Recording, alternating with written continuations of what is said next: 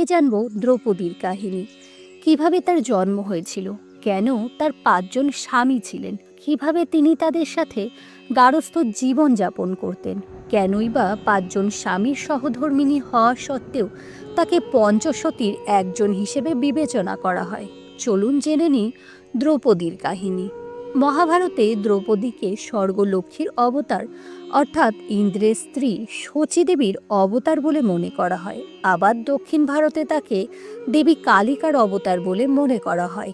ইন্দ্রপত্নী শচীদেবী এক ঋষি কন্যারূপে মর্তে জন্মগ্রহণ করেন, কিন্তু এই মর্তলোকে কাউকেই তিনি নিজ পতিরূপে উপযুক্ত বলে মনে করলেন না। তাই তিনি উপযুক্ত পতি লাভের ইচ্ছায় মহাদেবের কঠোর তপস্যা শুরু করেন। তার তপস্যায় সন্তুষ্ট হয়ে স্বয়ং দেবাদিদেব মহাদেব তার সামনে উপস্থিত হলেন। মহাদেব তাকে তার আভীষ্ট বর প্রার্থনা করতে বললেন। তখন সেই ঋষিকন্যা মহাদেবের কাছে সর্বগুণ সম্পন্ন পতি লাভের বর প্রার্থনা করেন। তিনি বলেন তিনি এমন স্বামী চান যিনি একজন সৎ মানুষ হবেন, প্রেমময় হবেন, বীর যোদ্ধা হবেন, তাকে দেখতে সুন্দর হতে হবে এবং তিনি জ্ঞানীও হবেন। মহাদেব প্রতিবার তাকে তথাস্তু বলেন। এরপর তিনি বলেন এই 5টি গুণ একজনের মধ্যে থাকতে পারে না। ফলস্বরূপ তিনি দ্রৌপদীকে এই বর দিয়েছিলেন যে তার পরবর্তী জন্মে তার 5জন স্বামী থাকবেন। তারা স্বতন্ত্রভাবে এই 5টি গুণের অধিকারী হবেন। এই কারণেই দ্রৌপদীর 5জন স্বামী ছিলেন। দ্রৌপদীর জন্মের কাহিনীও খুব রহস্যময়। মহাভারতে দ্রৌপদী সমাজের অন্য মেয়েদের মতো কোনো সাধারণ মেয়ে ছিলেন না। পাঞ্চালের রাজা মহারাজ দ্রুপদ তার শত্রু দ্রোণাচার্যকে পরাজিত করার জন্য পুত্র কামনা করে এক মহাযজ্ঞের আয়োজন করেন। রাজার যজ্ঞের অগ্নি থেকে জন্ম হয়েছিল ধৃষ্টদ্যুম্নের। তার সাথে উত্থিতা হন দ্রৌপদী। তার গায়ের রং ছিল কালো, তাই তার নাম হয় কৃষ্ণা। যজ্ঞের অগ্নি থেকে আবির্ভূতা হওয়ার কারণে তার নাম হয়েছিল যজ্ঞসেনী। আবার রাজা দ্রুপদের কন্যারূপে তার জন্ম হয়েছিল বলে তিনি ছিলেন দ্রৌপদী। মহাভারতের কাহিনী অনুসারে তিনি ছিলেন পঞ্চ পাণ্ডবের স্ত্রী। কিন্তু কিভাবে তিনি 5জন স্বামীর সঙ্গে গারস্থ জীবন কাটাতেন, কিভাবে তাদের সাথে রাত্রি যাপন করতেন, এবার সেই কাহিনী জানব। মহাভারতের কাহিনী অনুসারে পাণ্ডবদের স্বেচ্ছায় প্রথম বনবাসের সময় বনের মধ্যে কুঁড়ে ঘর নির্মাণ করে কুন্তী ও পঞ্চ পাণ্ডব সেখানে থাকতেন। তখন পঞ্চ পাণ্ডব ব্রাহ্মণের ছদ্মবেশে বনের আশেপাশে ঘুরে ঘুরে খাদ্য সামগ্রী সংগ্রহ করতেন। সেই সময় তারা দ্রৌপদীর স্বয়ংবর সভায় উপস্থিত হন এবং অর্জুন দ্রৌপদীকে বিবাহ করেন। তাকে নিয়ে নিজ কুটিরে উপস্থিত হয়ে মাতা কুন্তীকে বলেন, মাতা দেখুন আজ আমরা কি লাভ করেছি। মাতা কুন্তী তখন পূজা করছিলেন, তাই তিনি তাদের বলেন যা পেয়েছ তা 5জন মিলে ভাগ করে নাও। কিন্তু পরে নিজের ভুল বুঝতে পেরে কুন্তী তার কথাকে ফিরিয়ে নিতে চান, কিন্তু যুধিষ্ঠির মায়ের কথাকে মূল্য দেওয়ার জন্য 5 ভাই মিলে দ্রৌপদীকে বিবাহ করার সিদ্ধান্ত নেন। বিবাহের আগেই যুধিষ্ঠির তার ভাইদের ডেকে সুন্দর উপসুন্দ নামে 2 রাক্ষস ভ্রাতার কাহিনী শোনান। এই 2 ভ্রাতা বর পেয়েছিল যে কেবল তারা একে অপরকে বধ করতে পারবে, এছাড়া কেউ তাদের হত্যা করতে পারবে না। অবশেষে এক সুন্দরী নারী তিলোত্তমার প্রেমে পড়ে তারা পরস্পরের ধ্বংসের কারণ হয়েছিল। আসলে তিনি বোঝাতে চেয়েছিলেন দ্রৌপদী যেন তাদের ভাতৃবিবাদের কারণ না হন। তাই তিনি এই নিয়ম চালু করেন যে এক ভাই 1 বছরের জন্য দ্রৌপদীর সান্নিধ্য পাবেন, তারপর দ্রৌপদীর সান্নিধ্য পাবেন দ্বিতীয় ভাই।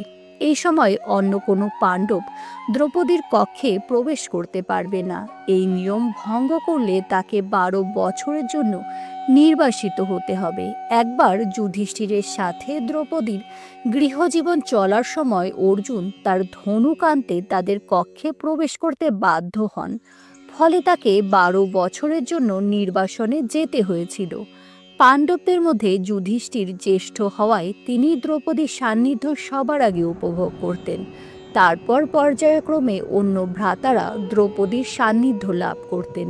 যুধিষ্ঠিরের এই সিদ্ধান্ত সকলে মেনে নিয়েছিলেন। দ্রৌপদী ছিলেন অত্যন্ত নিষ্ঠাবতী পত্নী। তিনি অগ্নি থেকে উত্থিতা হয়েছিলেন। ব্যাসদেবের কাছ থেকেও তিনি এক বর পেয়েছিলেন। সেই বর অনুযায়ী অগ্নিতে স্নান করার পরে তিনি শুদ্ধ হয়ে যেতেন এবং পুনরায় নিজের কুমারিত্ব ফিরে পেতেন। এক স্বামীর সঙ্গে 1 বছর কাটানোর পরে দ্বিতীয় স্বামীর কাছে যাওয়ার আগে অগ্নিতে প্রবেশ করে নিজেকে শারীরিকভাবে শুদ্ধ করতেন এবং কুমারিত্ব ফিরে পেতেন। তারপর অন্য স্বামীর সাথে দাম্পত্য জীবন কাটাতেন। দ্রৌপদীও পঞ্চপাণ্ডবকে শর্ত দিয়েছিলেন, তারা আর কাউকে বিবাহ করলেও তাকে ইন্দ্রপ্রস্থের রানী হিসেবে নিয়ে আসতে পারবেন না। দ্রৌপদী প্রত্যেক স্বামীর ঔরসে 5 জন পুত্র সন্তানের জননী হয়েছিলেন। স্বামীর মধ্যে ভীম দ্রৌপদীকে সর্বাধিক ভালোবাসতেন। দ্রৌপদীর সমস্ত ছোটখাটো ইচ্ছা তিনিই পূরণ করতেন।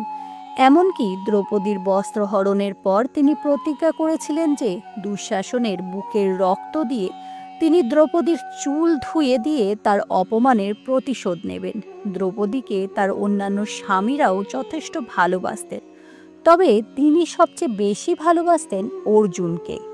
এবার আসি 5 জন স্বামী হওয়া সত্ত্বেও দ্রৌপদীকে কেন পঞ্চসতীর একজন বলা হয়। হিন্দু ধর্মে পঞ্চসতী শব্দটি 5 জন বিশেষ সতী নারীকে বোঝানো হয়। তারা হলেন অহল্যা, দ্রৌপদী, কুন্তী, তারা এবং মন্দোদরী। এই 5 জন নারী তাদের জীবনে অনেক কঠিন পরিস্থিতির সম্মুখীন হলেও তাদের সতীত্ব এবং ধর্মনিষ্ঠা বজায় রেখেছিলেন।